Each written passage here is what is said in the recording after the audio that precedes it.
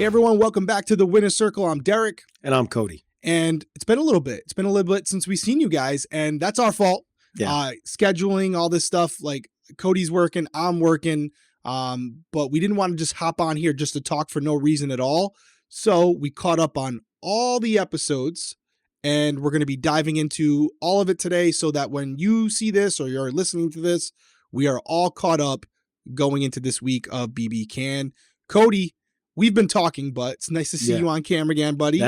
Yeah, obviously. It's and before we get into it, you know when it gets tossed to me, what I'm going to tell you to do. We really appreciate all the support. We're going to be doing a live this Sunday, which you'll be seeing this video. It's going to be either tomorrow or tonight. It's going to be 9:30 Sunday, which is the 20th. So March 20th at 9:30 p.m. Eastern time. Derrick and I are going to be jumping on a live together, just answering some questions for everybody that has been supporting us and got us to this point. And so with that being said, like, subscribe, drop a comment to us if you guys are enjoying this. And if you're listening on audio, please give us a 5-star review and leave a comment. All these things really help us. It's just part of the process and part of helping us hit the algorithms. When you watch these videos, drop a comment right away, whether you like it or not. It all helps because we're trying to push ourselves forward. Big Brother Canada, man. I mean, it's definitely living up to the hype. So I didn't oversell it to you. Absolutely not. Absolutely it's not. Good, right? It's like so what I think a lot of people's issue is with Big Brother US, Big Brother Canada hasn't really gone there yet because Big Brother Canada is in their 10th season. So the same stuff that was going on in the first 10 seasons of Big Brother US is happening here. People are not afraid to call people out. People are not afraid to be like, all right, listen, you're going on the block. Where like for us, it's like, we know when we talk to production, it's like, you can't tell them who's going up. Like these Big Brother Canada players are saying, you're going up. I hate to break it to you. And then there's an argument, and then it's like a blow up, and it's like, oh, you lied. I was and you know my favorite line? This is the Big Brother Canada line of all time. I hear it every episode. Oh, I would have never come after you, so thank you. And I'm like, you don't know. It's my favorite line of Big Brother Canada. So to summarize, I would have never come after you, but now I am. That's what I think of these last 2 weeks. No, dude, it's been crazy. And that's why I'm glad we caught up on everything. And the only disappointment I have about BB Can this year is I was selling to you so hard the opening of the show, like the intro. Everyone out there who's watched BB Can before will know what I'm talking about. But on previous seasons, it used to have like the house guests. So they'd have like a whole intro with that music, and it would like have the house guests like turn around and like they were like part of the opening segment. Yeah. Where so far, and maybe it's because I'm watching the episodes. I think that might be it. Because when we watched the premiere. So we're missing that, right? Yes. It's not in the recording that we watched the day after. Because like just a news spoiler for everybody, Derrick and I can't watch it live. It's not, with our schedule, it's very difficult. And then once we don't watch it live, it's not like we can watch it that night because we can't record it. So we always have to wait a day later. So that's why these videos also, not to make excuses, but that's why these videos don't come out like immediately after an eviction episode, like how we're used to when we're watching Big Brother US episodes. All right. So we're missing, but there's an intro at the beginning with all the players, the music and stuff. It's sick. What do you think of the song? You got to see the song in its entirety. I'll tell you what. So that might be the thing, is because I hear it, and I mean, I'm a big Brother US song, like the intro and all that. I mean, that's legendary. I love the music. It's legendary. So that's why, like, I don't know if I like it more than US, but I mean, we're a little biased, right? We're biased, obviously, but what are you gonna do? You know. Good memories with it. Okay, so let's get into it. We're gonna go back. Before we can go forward, we got to go back. I know all of you probably came here to hear us talk about or watch us talk about Kyle's HOH, which I'll put timestamps in. So if you don't want to hear about week 2, the timestamp will be there, so you know where to fast forward to. All right, that's awesome. Yeah, we'll throw the timestamp in there. But you know, I don't think we should skip over it. You don't think we should skip over Marty's because again, some of the things that happened in that week are carried over to the next week. And, you know, Marty got some advantages from BB Can that we can get into. And I think his HOH contributed to that. So without further ado, we'll dive into it. 100%. You guys know Marty wins HOH. I thought overall, just to kind of put a blanket statement on it, I thought Marty had a pretty decent HOH, you know, considering the fact that he wasn't in this majority alliance, which we can say right now, the Savage 7. You know the names of the guys? You want me to say it? Yeah, you can go into it though. So we have Herman, Moose, Gino, Kyle, Josh, Summer, and Tanisha. And Mhm. Marty kind of felt like he was in an alliance with, I believe, Moose, not Moose, Kyle. Gino, Gino, yeah. Kyle. Was Herman in that? No, but he didn't have a great relationship. Kevin is somebody that he was having a good relationship with. You got to remember, Marty going into this HOH, it could have been a wild card week because not a lot of people knew where he stood because he's the oldest guy in the house. He obviously has that. His English is good, but I don't feel like he was somebody. Now, we're not watching a ton of the feeds. He wasn't somebody that was in the in crowd. No. So I feel like he won the HOH and everybody was like, I don't know how this week can go. It could go a number of different ways. So people were scrambling. Great thing for him to win it, though. I think someone like him who's not on the in, you got to win it. It kind of reminded me of when I played, and you'll be like, no, that's not the case. But I remember specifically like all y'all good looking young people hanging out. I remember us doing the photo shoot. I know those good looking young guys on the show were so annoying. I mean, literally. And I remember doing the photo shoot, which wasn't on the feeds, and being like, I'm definitely at the bottom here. Like, this is like a high school again, you know? And I remember winning that HOH, and it kind of changed things for me. I had already established a relationship with you, but for the rest of the house, it was kind of like Caleb and Devin up to that point were kind of running things. Yeah, and week 2 was a big blow up for us. And it was like, who knew how it was going to settle in? And you winning the HOH, I think, was perfect timing. We got rid of Devin, but solidified you with a ton of other people. Like, oh, he can win a comp. Derrick. Yeah, he can win a comp. But look what he did for us. He protected all of us. He got out the big bad Devin who was making chaos happen the first 2 weeks. So yeah, I agree. And I feel like that's kind of with Marty. I feel like Marty winning, it gives him credibility in the sense like he can win competitions. I'm someone you should keep around. And also, like, he was very straight up with people. Like, you know, I think he did it the right way. He's someone who is going to play the game, but I feel like a lot of what we're seeing with Marty is how he kind of operates every day. He's kind of reverting back to just who he naturally is, which isn't necessarily a bad thing. This podcast is sponsored by BetterHelp Online Therapy. Relationships take work, especially the most important one you can have in your life, your relationship with yourself. A lot of us will drop anything to go help someone we care about. We'll go out of our way to treat other people well. But how often do we give ourselves the same treatment? I think everyone can relate to this. For me, it's my kids a lot of the times where I'll try to take on the burdens of things going on in their lives, and I'll put aside what's going on in mine, which I feel like is the right thing to do as a parent, but compartmentalizing things, not addressing them, only results in them building even further. And what happens is if you keep suppressing those feelings for others, you end up blowing up and you're not able to give your best self to everyone around you. So it's definitely not something you want to do. So this month, BetterHelp Online Therapy wants to remind you that you matter just as much as everyone else. And therapy is a great way to make sure you show up for yourself. Yeah, it is very important that we start to, outsource this type of thing because a lot of people internalize it. I know for me, I was a huge person that internalizes everything. I don't talk to Christy. I don't talk to my family.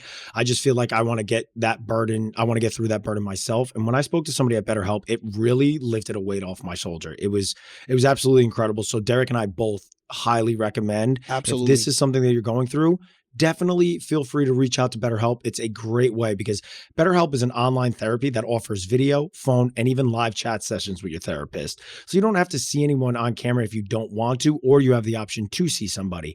It's much more affordable than in-person therapy, and you can be matched with a therapist in under 48 hours. We really do recommend you guys give it a try and see why over 2 million people have used BetterHelp online therapy. Now, because this podcast is sponsored by BetterHelp, we get our listeners 10% off your first month. So all you have to do is go to betterhelp.com/winnercircle. Again, that's BetterHelp.com/winnercircle, and you guys will get 10% off your first month. Now, so what did you think? Anything that stood out to you is, before you get into noms? No, I think the reason why, not to jump ahead, but Marty got the power that he got in week 3 was strictly because he was very straight up.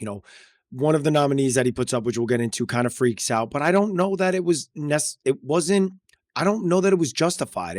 This is the game. People go on the block every week. It's not easy in the early stages to find people because everybody's just feeling each other out.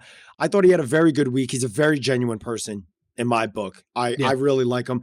And Is he going to win the game? I don't know, but he is so genuine that he would be somebody that if he won, I'd be very happy. Because in that week, he just was kind, and he wasn't like, even when he was telling people like, you're going on the block, it wasn't in a malicious way. And it wasn't in a way where it was like, oh, that bothered me. Like, which we'll get into in week 3. I really liked Marty. I thought it was a good HOH week, and he had a target at the start, and he succeeded in getting that target out, which is the most important thing about being the HOH. It really is. It really is. And speaking of targets, so he had 2 noms. He ends up nominating Jay and Jacey-Lynne, with Jay being his target. And it was an interesting conversation between those two where Jay comes up before he knows he's being nominated, and kind of what we were just talking about. Jay is, he's got a read on Marty a little bit. He realizes the way Marty's talking to him, maybe not making complete eye contact. He's like, oh, so you're putting me up. And Marty's like, Jay felt it. Yeah. He's like, yeah, I am. And then there was a point where, I don't know if it was in that conversation or a later conversation, but Jay was like, are you like saying I'm your target? And he's like, is that what you want me to say? Yeah, I'm. And that's when the blow up happened. Then Jay turned from like someone that we were all watching that seemed very nice. And I love everyone. And it was like, there's that other side. There's that like aggressive side where don't mess with me because now I'm coming for you. Was that the conversation where Marty looks at the camera, like the camera in the room? He's like, we're playing Big Brother here. Is that what you want me to say? You're coming after me. I'm coming after you. I was like, ooh, okay. Well, that was so not necessarily, it was after the nominations. So the nominations happened, and then it was after the nominations that Jay came up, just wanted to talk to Marty, get a feel for what Marty was feeling. And Marty was not giving, Jay picked up on it. Yeah. Which is great. Very aware. But Jay picked up on, Marty's not saying anything to me. He's not telling me anything. I think I'm the target. And that was the case. And then Marty gave it to him. And that's when Jay just like flipped the switch and was like, no, I'm not going to be nice. I'm going to be sassy. I'm going to be, in your face. And if you don't like it, send me home. Because if you don't, coming for you. Coming after you. Yeah. He's like, you drew a line in the sand. Yes. There wasn't a line there. He said this like whole circle thing. And then what'd you think about the second nom? I mean, when we're talking, because you and I really focus on strategy, he knows his target is Jay, but he's got to put a second person up, which is what sucks about being HOH, because you really just are like, can I just put this one person up? I know. But he ends up choosing Jacey-Lynne. Good decision, bad decision. What are your thoughts on that? So as the week played out, we were finding out that Marty was really close with Gino. And so I thought it was weird because he was really close with Gino. I think, and I may be wrong, he probably saw Gino around Jacey-Lynne a lot. He told Gino, I'm going to be putting her up, which made Gino end up going and telling her. And then she like ran right up to the room to talk to him. And so I thought it was a little bit weird. I thought he could have put up somebody else, like a Betty or like a Helena, that would have, settled everything down. It would have kept him in good graces with Gino because, he could have put up Jacey-Lynne and that could have rubbed Gino the wrong way. Gino could have been like, wow, that bothers me. I like this person. I want to stay with her, like her. And I'm going to go after you now. But Gino didn't take it that way because I think I like Gino. He's a good guy. So he knows the game and doesn't care too much to be heavily involved in his showmans. And he didn't push for her too hard. If you remember, he was like, oh, but you can't. So you're in that situation. You find out that somebody that you're very close with is going to go up. How do you handle that situation? Similar? You and I had to do it all the time. Yeah. Me and you had to do it all the time. There were people who were talking about putting me up, and there were people who talked about putting you up. And it's like, you have to like slowly ease out of it. You can't just like put a hard stop on it. You have to put up a little bit of resistance and then slowly have them come with you as you ease out of it and redirect it. It's like a dance. Yeah. You don't want to go in there and go, no, absolutely, you can't do that. Yeah. There was even a week with you where you wanted to go after Frankie right away. And I was Caleb. But there was also a week where you're like, I'll throw up Frankie right now. And I was like, you're talking big move. Maybe it was Caleb. You might be right. And it was in the 4th week because I won it right after you. It might have been that, like, or it might have been week 8 when I won. And that was after he didn't take the veto, right? It was when Caleb didn't take the veto from Victoria. Yes, you're right. You are right. I was like, he should go on the block. And I thought it was a bad move because we were so solidified. We were going after Brittany. Like, we were going after Brittany at that point anyway. And it was going to be like, oh, now we're going to have this civil war within the alliance, and that's bad, right? So now we're starting from square one. And I didn't want to tell you like, no, you can't do that. I wanted you to come to the conclusion after hearing all sides. Yeah. You know, well, you and made that's great points when you came, and I remember because I said it to Frankie. Frankie ran downstairs and told you, and you came up dead asleep, and we're like freezing in the HOH you room. talk about that conversation. And you're I was like, talking about a different one. Oh, okay. So it was a different one. So then it might have been a different one. There was one night where you were like, dude, I'm thinking about putting Frankie up or whatever. And I was like, it was definitely not talking, in week 4. It was later. It was later. I was like, you're talking big moves right now. Yeah. And I was like, is your intent to send him home or just put him up? You're like, I mean, I think I'd have the vote to get him out. I'm like, well, we'd have to make sure. Again, it was not later to go on too in the far game. path. I don't remember. But ultimately, you never want to Yeah. be like, hard stop. No, you can't do that. Right. Because that's going to raise a flag. And he did the right move by this early in the game. You don't want to do that. Nope. Real quick tell, you probably picked up on it, but for you guys out there who are listening or watching, next time you're watching the episode, when Marty gets in an uncomfortable situation, happens every time, his cheeks get red. He gets flustered, and they not only get red, but they get like a lighter color in the middle, and he's clearly anxious. Mhm. I'm not saying he's angry or upset, but it's a tell. When he talks to people normally and it's not like an uncomfortable conversation, his cheeks are fine. As soon as he gets into a conversation that's uncomfortable, he gets flushed really bad, like super bad. You could tell he's like struggling with it. And so if I'm in there, that's something I'm picking up on. If I'm trying to ask him about certain things, the minute his cheeks start going red, I'm like, this dude's hiding something. That's what I'd be looking for. I don't trust you, but he's just a genuine guy. But it's like I really like you him. can tell if he gets anxious. So yes, the nominations happened, a little bit of blow up. Yes. I liked how Gino played it. I didn't love that Jacey-Lynne went up there. I didn't love that when he told her, she started crying because for me, that's like why you almost don't tell people. I had situations like that on All Stars where like I was getting a ton of information and I was always so like nervous to tell people because I was like, I don't want people running all over the place. And she did. For me, if I was in Gino's shoes, it'd be like, that's the last time I'm telling Jacey-Lynne something. She ran right up to Marty immediately after crying, and then she ran up. I would have been like, "Yep, I'll just keep stuff from her. When it happens, I'll play dumb," because I didn't love that she did that. So we get to the veto. She ends up winning the veto, which was like that veto looked hard too, dude. I mean, I thought it looked really fucking hard. I love these competitions that Big Brother Canada is doing. I love these competitions. They're simple, but they just But they add like a little like dynamic to it that makes it not super simple. But I mean, to her credit, it is not easy to go in the pressure cooker and win when you're like you're thrown off. She just thought she was on vacation still. She realized quickly, I am playing Big Brother. There is a game going on. I just got put on the block and it was a blindside to me. And so, going into that veto, it could have been tough. And for Jay, it could have been tough as well. But Jacey-Lynne wins it. And now this is what drives me nuts about when the HOHs don't get to compete in the veto. He doesn't even get to keep his noms the same. Other people may not be competing necessarily hard because you're in that dilemma of, am I in a good spot? Do I need to win the veto or should I win the veto just so that I keep myself safe and I guarantee it? So I feel like there's some people that aren't talking about it, that of the 5, maybe there's always one that's throwing it, which makes the odds of a nom winning it so high. Let me ask you a question real quick, because you mentioned this last week or 2 weeks ago, whenever it was we recorded, and I was thinking about it, and I agree with everything you're saying. Like from a competitive standpoint, the HOH should be able to, save his noms, keep him the same, right. Or she should be able to. But doesn't it's made some really good TV? Well, look what we've seen now. 3 weeks in a row. The veto, because you get that HOH won. who wins the veto, and it's like, oh, well, this is, 3 weeks in a row, a nominee has won the veto and been off the block. All 3 vetoes have been used. And a lot of the drama has stemmed from that renom. Correct. So my question to you is, not Cody the player, right, but Cody the fan. Loving it. Based on what would you agree, like, this is a move? Because you're not planning on playing Big Brother again, right? Spoiler alert. Right, spoiler alert, most likely not, unless they do most likely not. It would take a lot of money for a short period. The thing I don't love about Big Brother is I didn't handle that second time around being away and not in contact with family and Christy. It just was like a toll that I don't know I can go through again. It was a very different toll than when I went through in 23. Yeah, well, I mean, a little older, a little wiser, things happen. But overall, I'll say it for myself.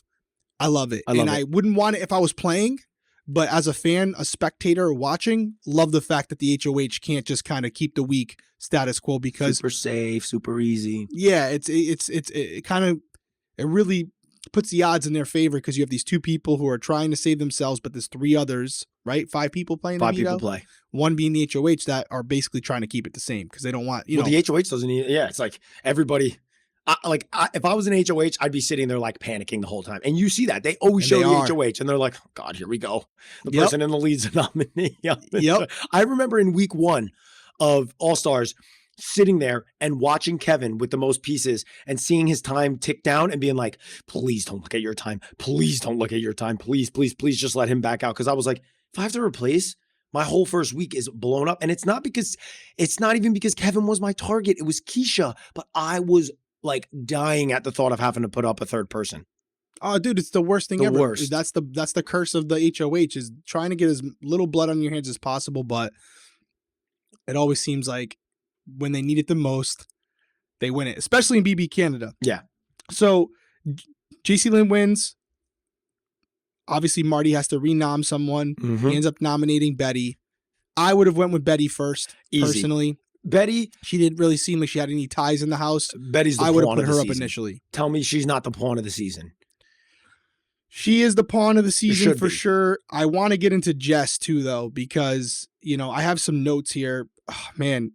And listen, I'm human, so don't judge me too hard for this. It's nothing personal. You all have your favorites that you love, and then you all have the people that you just could really do without. Jess is that for me. Mm-hmm. She's annoying for me, man. I mean, the first week, she tries to make it a lot about herself. She's having these awkward, every conversation she has to show on the show. The week 2 conversations were brutal. Her conversation with Marty to stay off the block was hard to watch.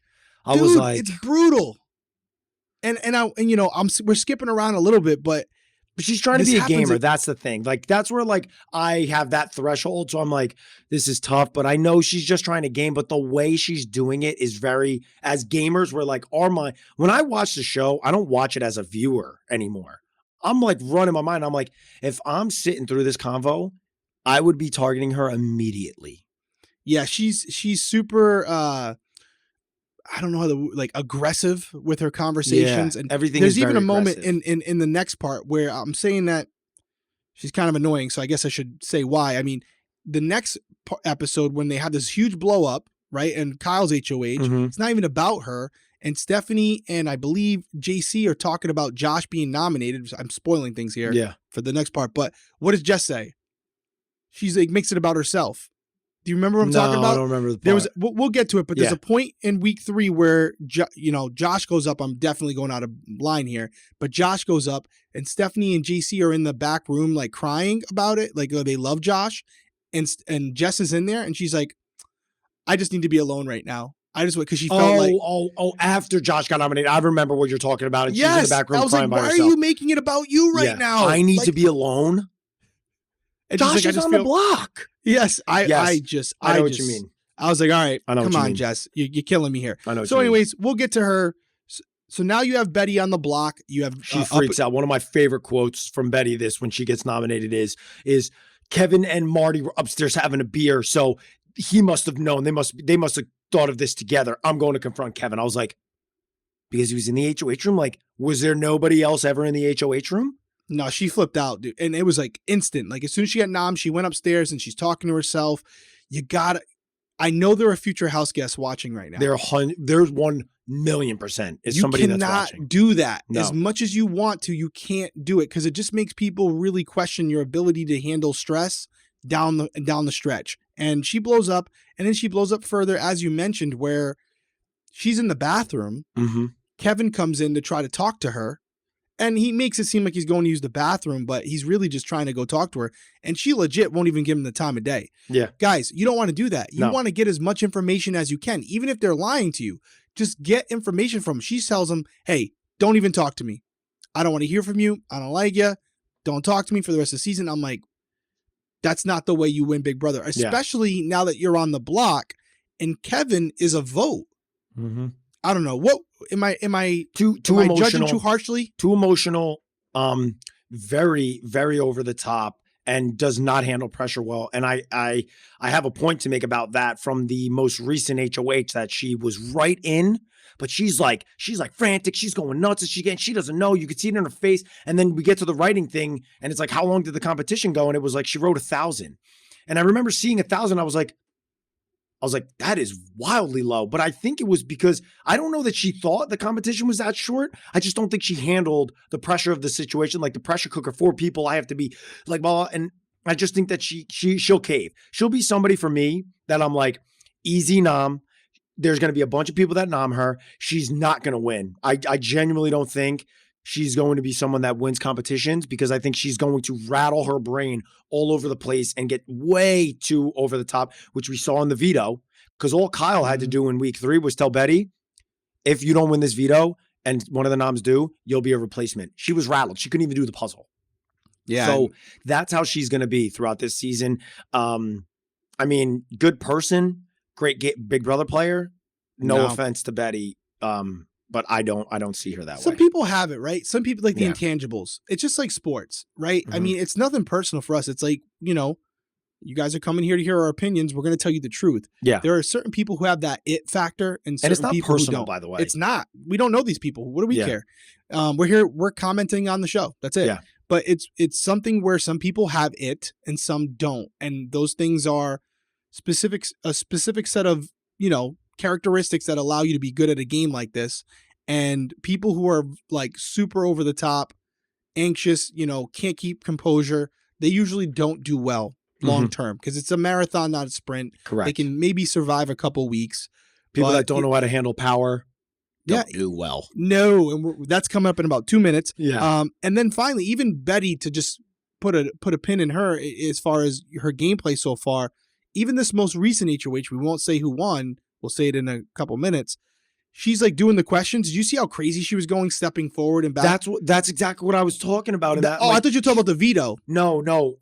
I was talking about the HOH comp, the most recent HOH comp, where she's like, losing it. And that's why I said when they had it was 4 of them that had to write the time. I was like 1,000. Yeah. I was like 1,000. I was like, that's barely any time, Betty.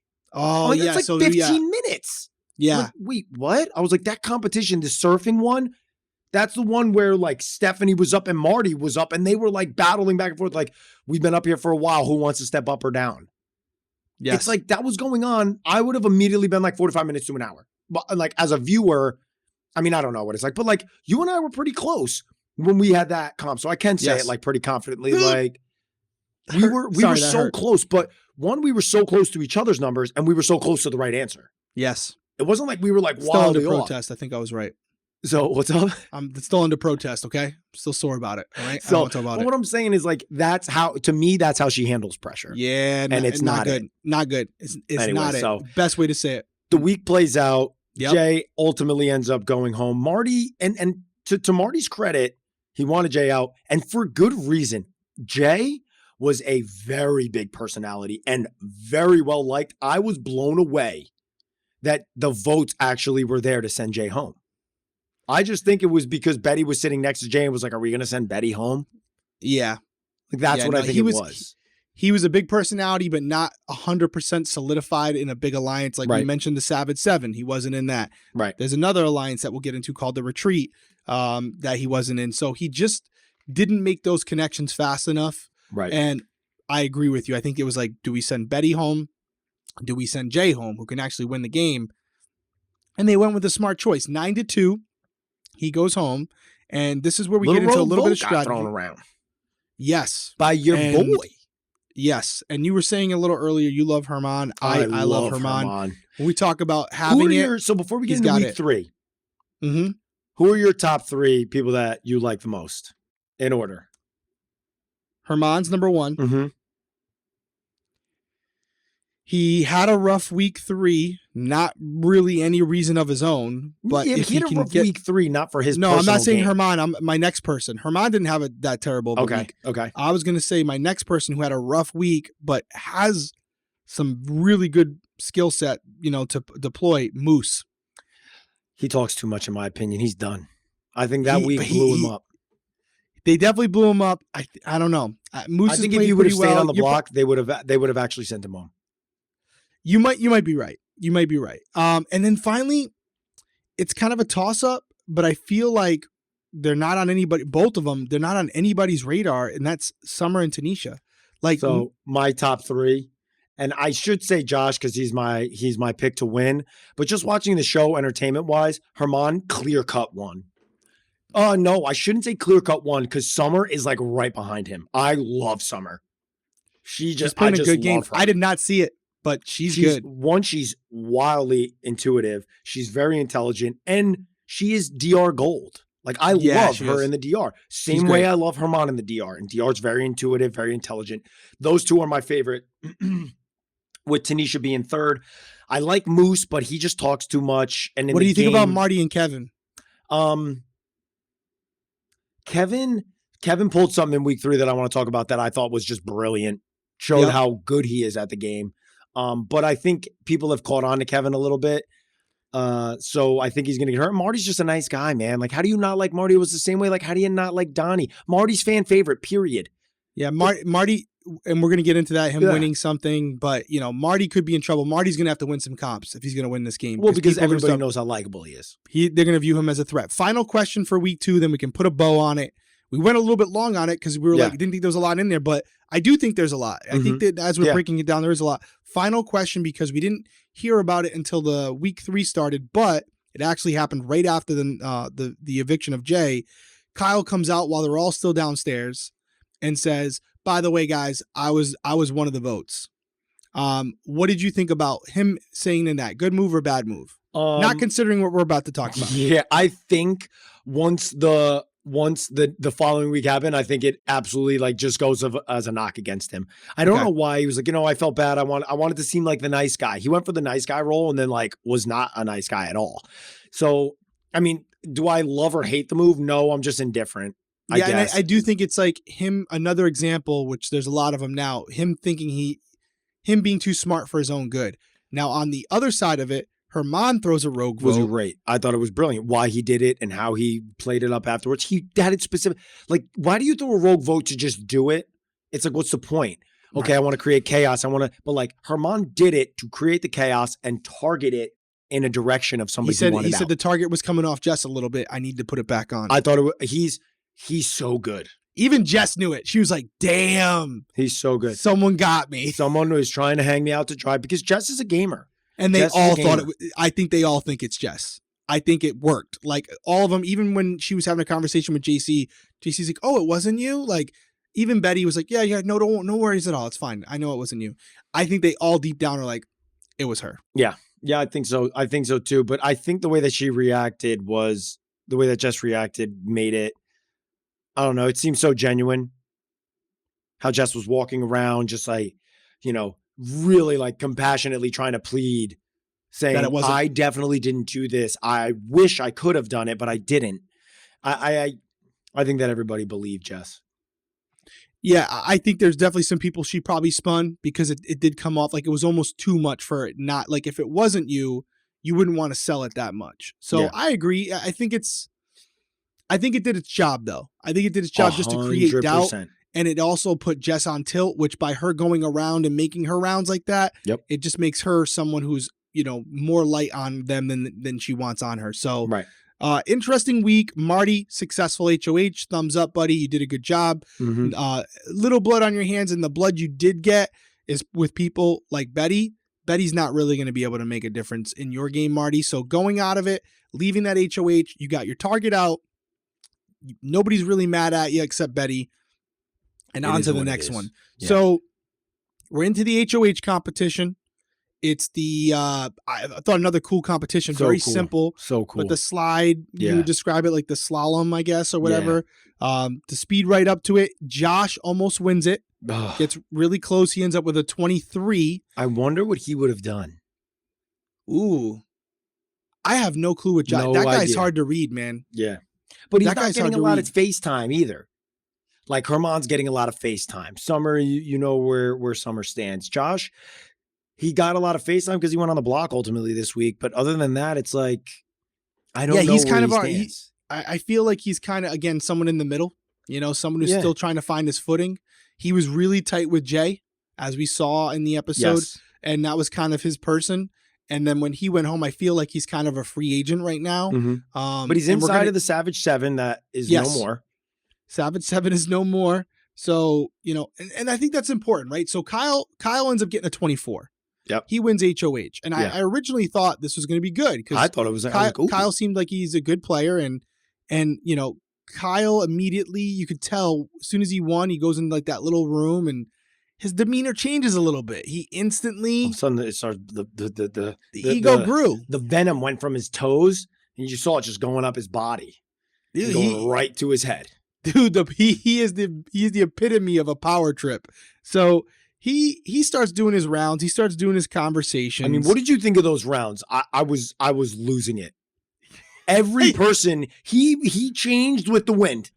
Everybody that said something to him that like stroked him a little bit, he was like, trust you 100%. Boom. I mean, what? He's got this like weird like smile laugh that he does, like even when he's uncomfortable. He did it a few times on this episode. He had to. He got punked a couple times. There's a point where he's up doing his conversations and he's talking to Moose. And we find out in this episode that him and Moose know each other from university before the show. They weren't like super close, but they knew of each other, which in the Big Brother house is like gold. It's gold. Doesn't always, you know, work out, but it does give you something to go off. And so Moose feels very comfortable with him. He's being honest. He's telling him what he would and wouldn't do. Right. And one of the people that he mentions he would possibly put up if he was Kyle is Steph. And he's telling him this because Moose genuinely wants to go deep in the game with Kyle. Can I say something first though? You can say whatever you got. I don't believe he does. I think Moose has word vomit. And he cannot help himself but to just So you think it's just a personality thing? He'd be doing that with any HOH. He did it with Herman in week 1. And Herman, he's lucky that Herman liked him. Or he had word vomit with Herman, just blah, blah, blah, blah. Then they showed a bunch of the clips of all the different things he was saying. And that's what made me be like, this dude, every time he talks, he just says what he wants to the camera. He tells the camera what he thinks they want to hear. He tells the person what he thinks they want to hear. He tells the producers, the HOH, the nominees. I think that's who he is. Yeah, you might be right. You might be right. So the fact that they cut the show together like that to throw in the university thing, you think that's just the way they edited the show? It wasn't really his reason behind it. That's just his personality. I genuinely think that. And I think Kyle used it to his advantage in a situation to try to turn the knife to be like, this is why we should target somebody in our alliance that just formed a week ago. Well, this is an HOH nightmare though, because Moose leaves the room. Steph comes in and Kyle, which I don't know why he did this. This is the start of he starts telling Stephanie, listen, talk to a lot of people. And I'm going to be honest with you, Steph, you're probably going up. She's like, wait, what? Jess said Steph. Marty said Steph. Moose said Steph. A ton of people said Steph. A ton of people. Dogs Moose. And by the way, she's in Savage 7. No, she's not. In their alliance. No, she's not. She's part of, I'm sorry. She's part of the retreat. One. Yeah. She's part of the retreat, which we can mention right now. The retreat is Kyle, Herman, Gino, Jacey-Lynne, and Steph. Yeah. So she's up in his room thinking, there's no way I'm going on the block this week. We're into the retreat together. And I almost felt like initially she was like, oh, I think he's joking with me. She literally said that, right? I think. She goes, you're joking, right? And then his face was like. He's like, nah, I think you're going up. No, you're going up. And I wasn't. Listen, if you want to nominate her, it's a bad nom. That's my bad nomination. What do you rate his HOH? I mean, 0. It's as bad as it can be. It's as bad as it can be. Unless he goes home on his own HOH, it's as bad as it can be. Yeah. I'll give him a 1 because if there was a twist where he could go home on his HOH and he would have, that's a 0. But he compiles a bad decision to put up Stephanie by then telling her one of the names of the individuals who told him to put her up, which she goes and does exactly what my biggest fear was in the house. Leaves the room immediately, calls him on the carpet and tells Moose, hey, come upstairs. Now they're all in the room. And she's like, hey, Kyle told me that you said to put me up. And now Moose is like, really, dude? Like, what did you think about that whole conversation? I mean, 1, I thought Moose was incredible. Dude, he was so good. Incredible.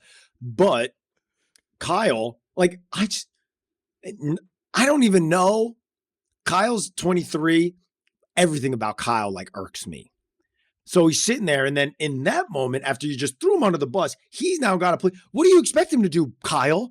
Walk up there and just be like, yeah, I did say it. Target me. Like, he obviously is going to try to do it, because what is he going to do? Divulge the entire conversation that you just had with him? He's also still trying to protect himself from the HOH. At that point, he should have been like, Kyle literally said to me, I need names. And then when I was like, I don't know, I just threw out a bunch of names, talking to the HOH, Steph, what do you expect me to do? And then Kyle jumped all over it and was bashing you even more.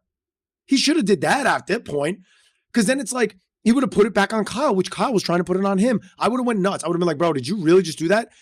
That would have been enough for me to be like, done. I'm blowing you up to her. I don't care. Go after me this week.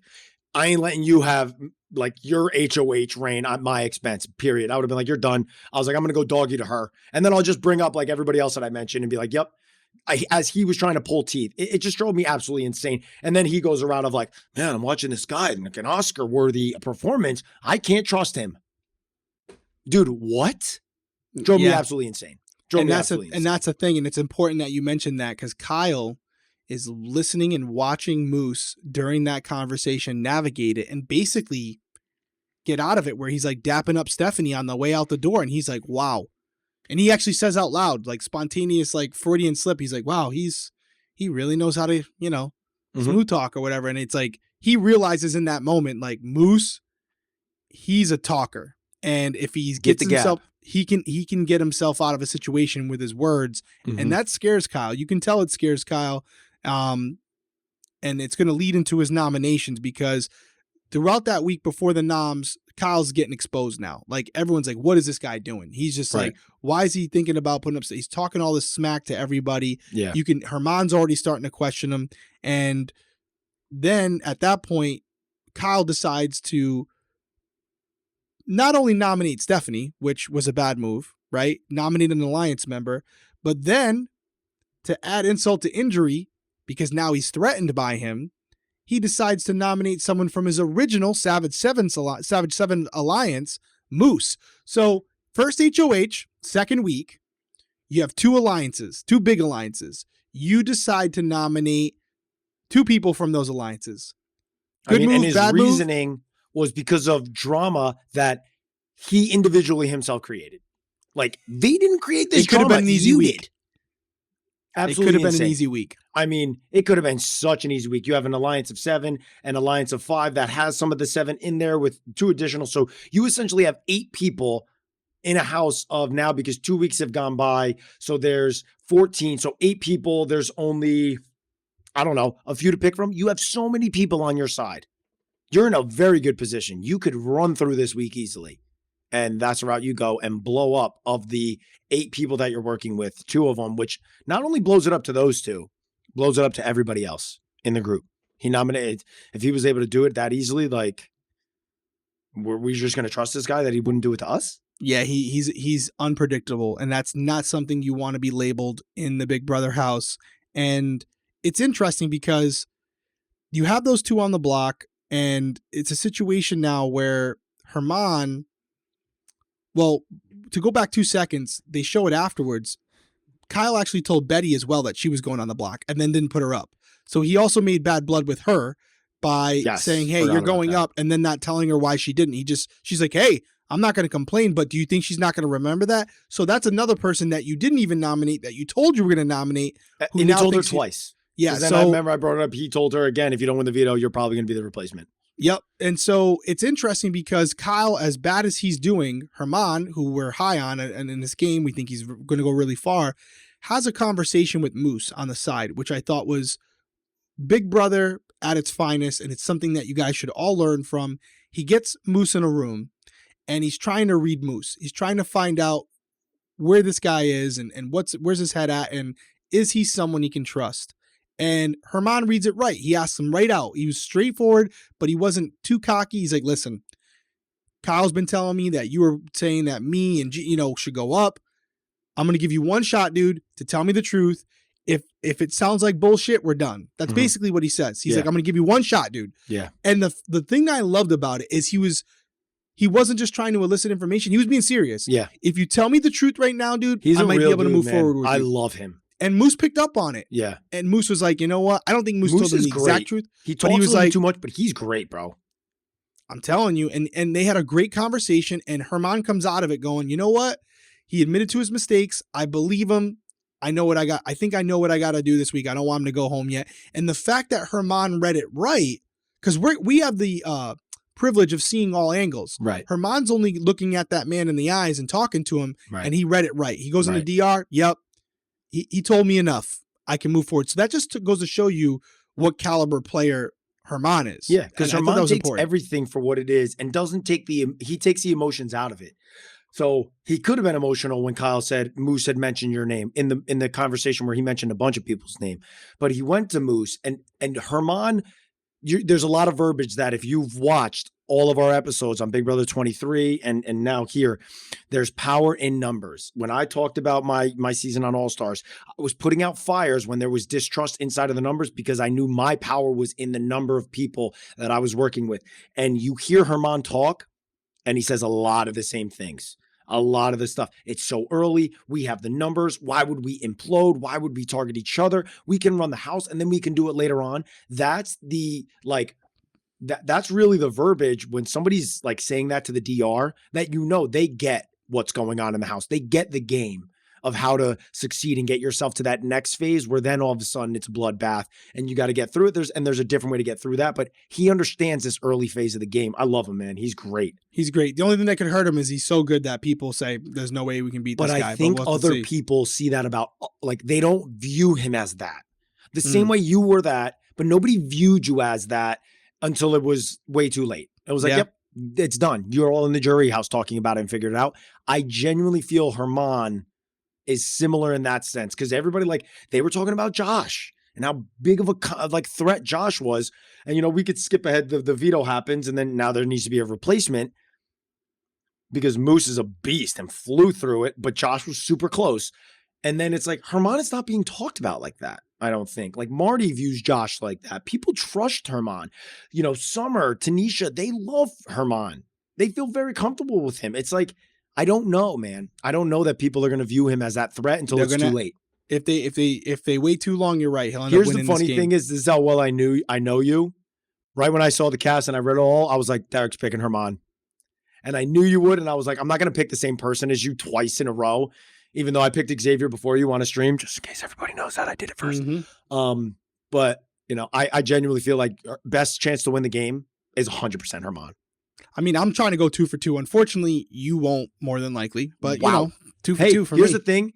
I don't agree with you because what we saw this week with Josh is that there could be strategy, there could be physicality, there could be, you know, whatever the third thing is that I don't know what I'm trying to say. And then there's the big relationship social.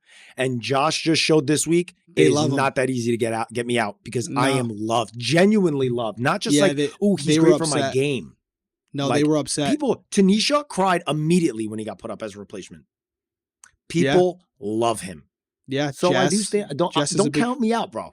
I'm not counting you out yet. Long game. Anything can happen. There was one conversation because, as you just mentioned, Moose wins the veto. By the way, when he goes up to Kyle right after the veto goes check, I was like, that's awesome. That was great.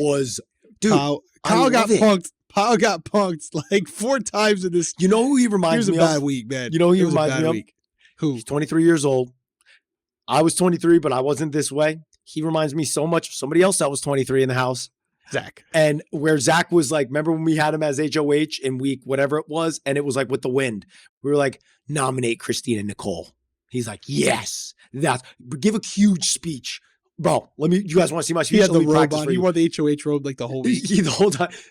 He's Kyle. He's a young guy that's like he's just all over the place. That power went to his head. As I watched it, I was like, this is Zach. Like, it's easy to be like, that's Devin because Devin was chaotic, but Devin wasn't chaotic in the same way where like you could say whatever Devin and it would kind of like make him flip-flop. Like Kyle is like Zach, where Zach was like, you would just poke at Zach constantly to get him to do shit. And he was like, yeah, Derrick, tell me I'm going to do this now. Yeah, he won me a lot of money. Don't bring that up, dude. I know. Don't bring that up to me because it made me the second highest, the third place money on the season that I got second place. Yeah. Shout out Donnie. Shout out to the beard. Before we talk, so Josh gets nominated. Yeah. And this conversation happens, which is, I think, a very important conversation because it kind of changes the trajectory of the house, which is a conversation where Kyle brings in Marty. I forgot who else was in the room. I want to say Gino. And he basically is trying to pull what Devin was trying to do on our season, where he needs the numbers. Her mom was in the room. He's kind of like, hey, listen, man, you weren't in this original alliance, but there was an alliance. We're going to replace you with Moose. We're going to have you come in, replace Moose, and you're going to be the new guy in it. And he's like, wait, I thought we were already in kind of something. You weren't telling me guys about this. Like, mistake. It really, I know Kyle thought it was a good idea, and even, the others were kind of just listening, but Marty sees it for what it is. And it's like, wow, they're working deals behind my back. So I had to do something like this with Enzo. And I told Enzo right off the rip, huge alliance, Enzo. You're not in it. I'm in it.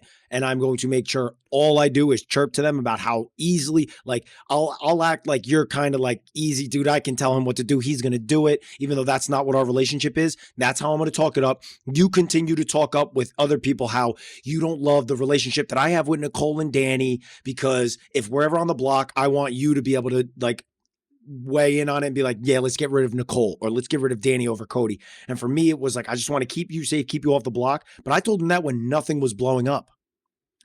It blew up already. So he's like, you blew up the alliance by nominating Moose, and now you want to bring me in? Like, it's just poor timing. It could have been a good move if he did it early. He would have had his loyalty forever, but he did it late. And now there's like distrust. It was just a poor gameplay.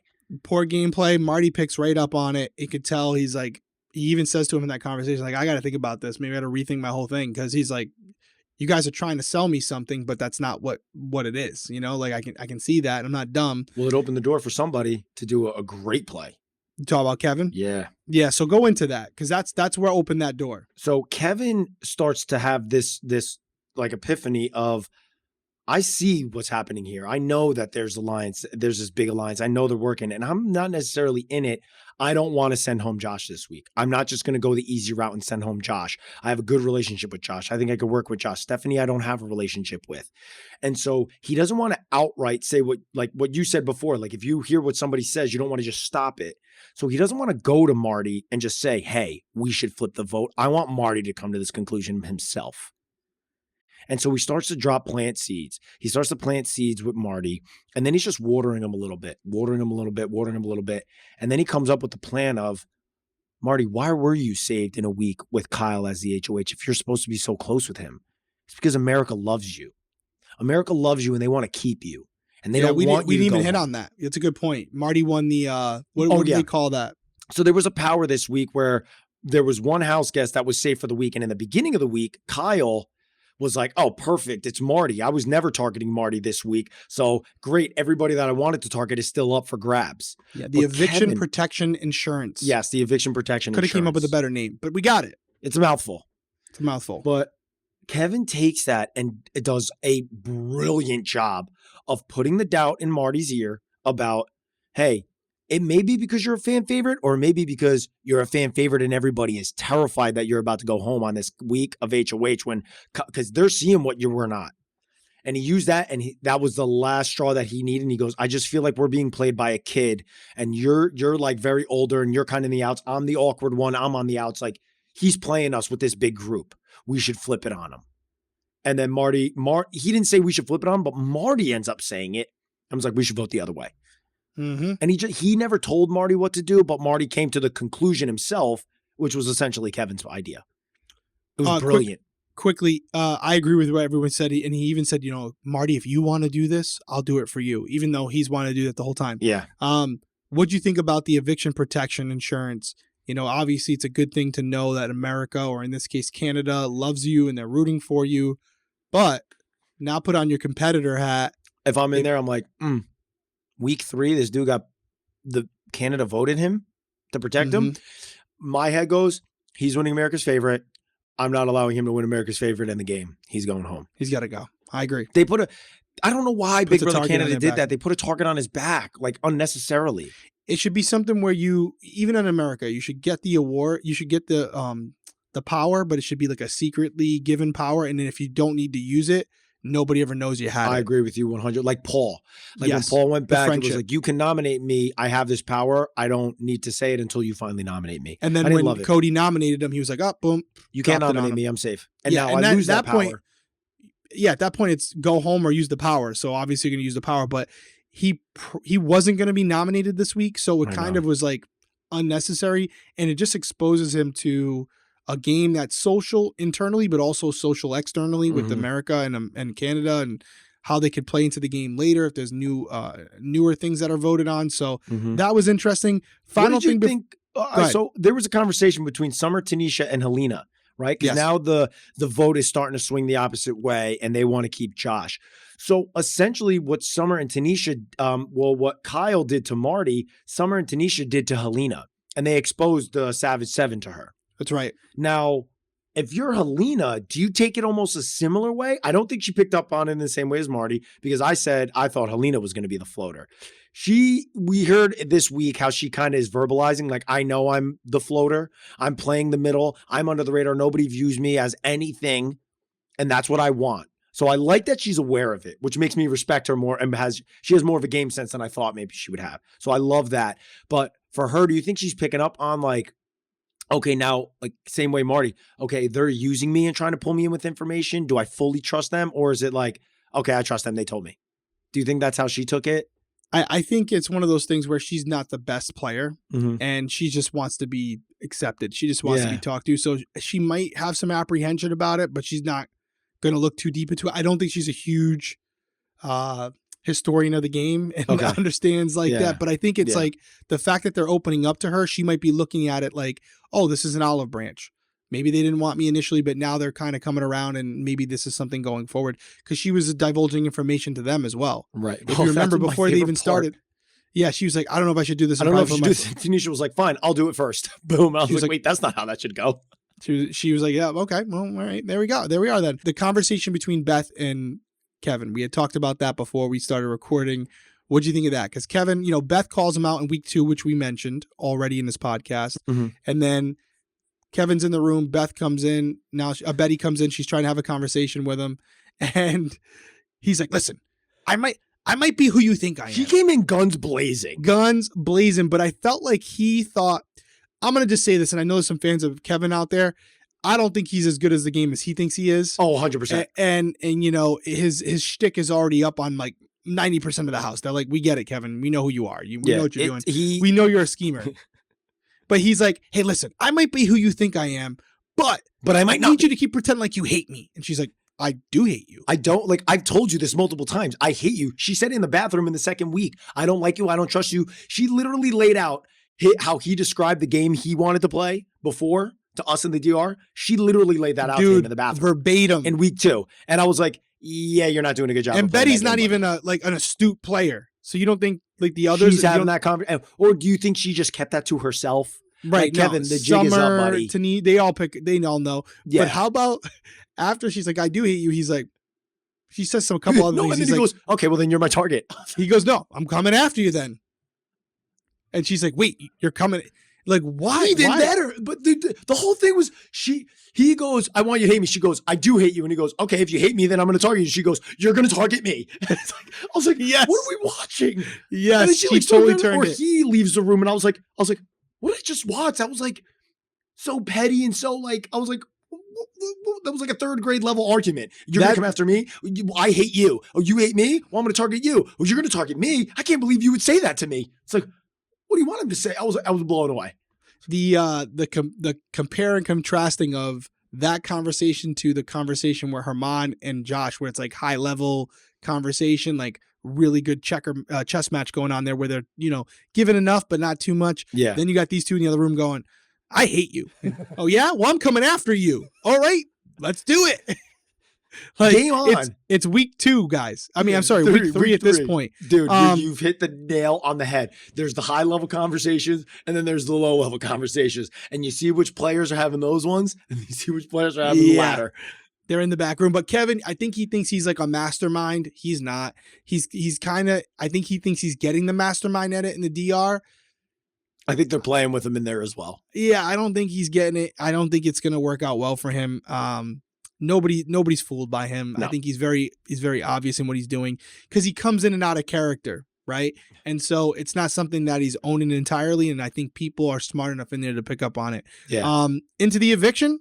Yeah, eviction comes because this was a blindside. It was a blindside for a couple people. Yeah, for a couple people. Well, it was a 9-2 vote. Yeah. So 2 people, which would have been Gino and Jacey-Lynne. And Jacey-Lynne. You have Stephanie and you have Josh on the block. There's a lot of people that are thinking Josh is going home, or at least that's what Kyle, Jacey-Lynne, and Gino thought. Mm-hmm. And there's a quick conversation with himself, with Herman, where he's like, this guy's just trying to you burned me already, bud. You're not going to run the house. Yeah. And he even says, this 23-year-old kid thinks he's running me. It's not happening. Yeah. Herman kind of gets the flip going. Marty gets the flip going. Yep. Kevin's got the flip going. Yep. So they're all kind of on the same page, even though they're all think they're doing it themselves. Yeah. And so it's a blindside. Stephanie goes home 9-2. Gino, Kyle, Jacey-Lynne are completely surprised. Yep. And we were never in that situation.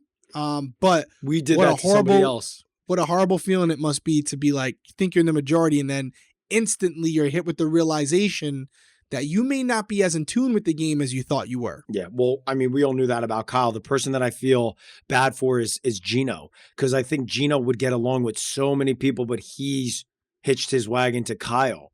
Yes. And that's going to be the downfall of Gino. Gino could do really well. He just seems like a nice guy. And I think Kyle is just a nut, and he's now partnered up with Kyle. He's got his showmance, which we saw Jacey-Lynne and Gino kiss, so they're going to be a thing.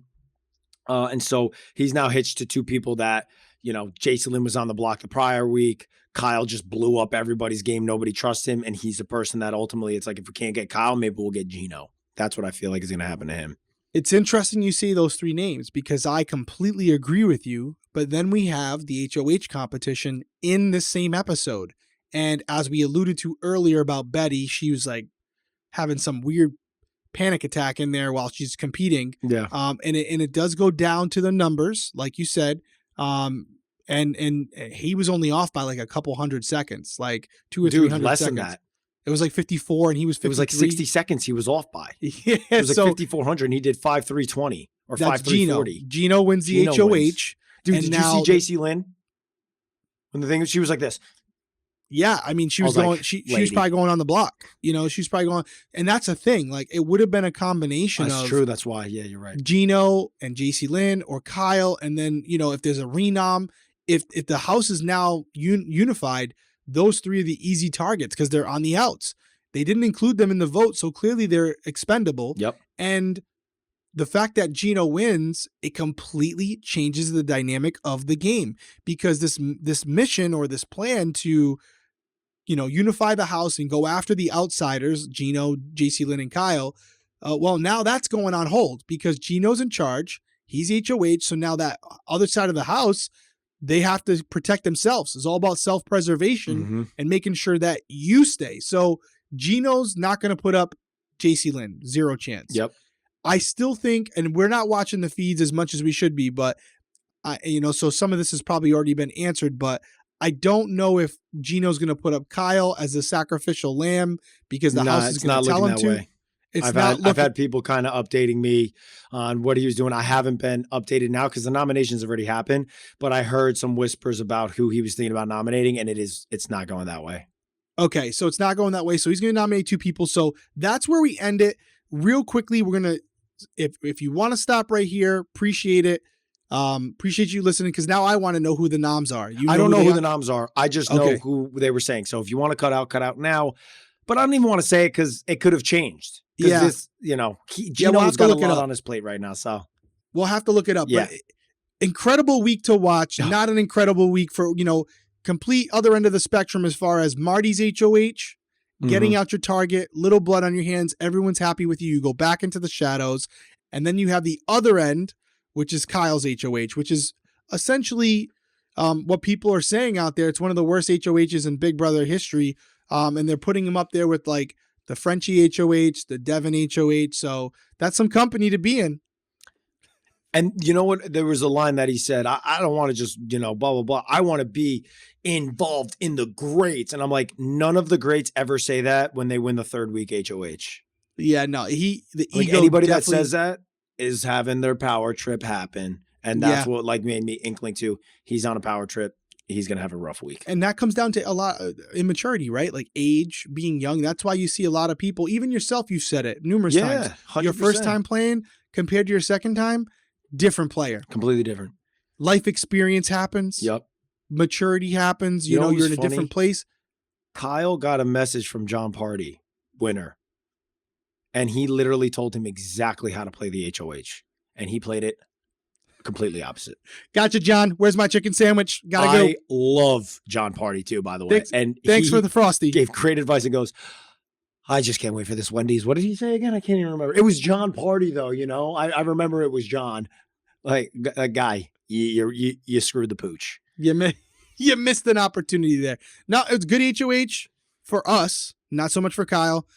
So far the season is living up to the expectation. It's been a great season, a lot of drama, a lot of strategy too. Yes, a lot going on there. So we're getting a little bit of everything. Absolutely. There's definitely not just one person running the house. I do feel like with this Kyle blow up, it's kind of reset the game a little bit. For sure. So that Jess is kind of falling further into the shadows maybe. Yes. So I really feel at this point, it's anybody's game. We obviously have our favorites, but I would say almost everyone in the house, with the exception of a couple people, have a real shot at winning. Yeah. A real shot at winning, especially with this format where the HOH can't save their noms and stuff. The chances of someone pulling themselves off are really high. As the numbers dwindle, it'll result, if that happens, it'll result in HOHs putting up their own alliance members again. Yeah. So it could get interesting. Any final words? No, guys, we are, again, if you've made it to this point in the video, we thank you so much. We are going live Sunday, the 20th of March, 9:30 p.m. Eastern. Join us on the Winner Circle YouTube. Yeah, for audio, this is going to be out. And we're doing this right now, 12:30 on Saturday. Yeah. It'll be out for you guys within a couple hours. And the video will probably be out Sunday morning so that they don't just completely cannibalize each other. So if you're watching this on YouTube tonight, for you, Sunday, 9:30, we will be on audio tomorrow. Check it out. We'll be there. We want to say thank you. We're going to answer questions.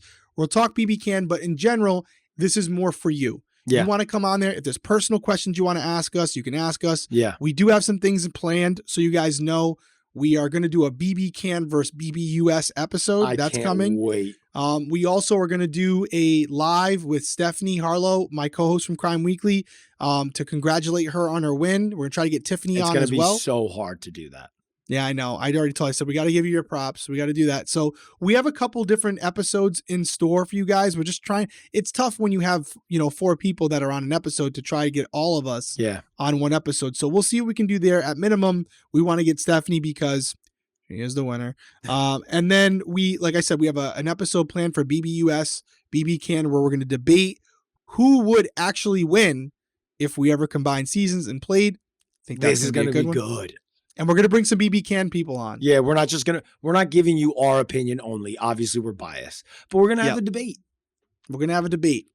We're going to win. Okay. We'll see you guys there. Nothing else? Nothing else, bro. All right, guys. We appreciate you joining us here on the Winner Circle. We will see you next week.